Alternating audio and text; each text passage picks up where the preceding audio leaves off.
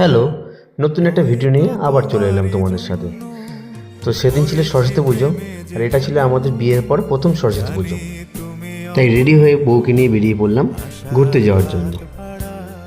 তো আমরা ক্যাথ মেরে বেরিয়ে তো পড়েছি, কেউই শীতের কিছু নিইনি, আর রাস্তায় বেরিয়ে লাগছিল প্রচণ্ড ঠান্ডা, কিন্তু স্টাইল তো মারতেই হবে তাই না? তো তারপরে আমরা গাড়িতে একটু তেল ভরে নিলাম, নিয়ে বেরিয়ে পড়লাম আমরা যেখানে যাব সেইখানের উদ্দেশ্যে। তো দেখতে দেখতে আমরা পৌঁছে গেছি ক্যানিং। এবার এখান থেকেই আমরা যাব মৌখালি ব্রিজ। তো চলো যাওয়া যাক। কথা বলতে বলতে চলে এলাম মৌখালি ব্রিজ। আর এটা আমাদের বাড়ির কাছে হলেও আমরা এর আগে কখনো এখানে আসিনি। আমরা সবাই এই প্রথম আসলাম এখানে। আর প্রথমবার এসেই তো আমরা জায়গাটার প্রেমে পড়ে গেছি। সত্যি বলতে জায়গাটা এতটাই সুন্দর, কি বলবো, মানে প্রত্যেকটা অ্যাম্বিয়েন্স এতটাই সুন্দর। আর এখানে না রাস্তার পাশে পাশে বেশ অনেকগুলোই ক্যাফে ছিল।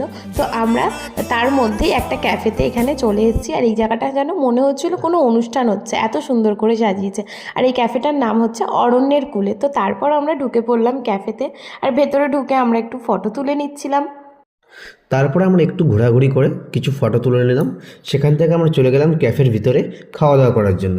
সেখানে আমরা মেনু কার্ড দেখে কিছু খাবার অর্ডার করলাম। প্রথমে করলাম ফ্রাই মোমো। আর জায়গাটা ঠিক যতটা সুন্দর, খাবারগুলো ততটাই সুন্দর।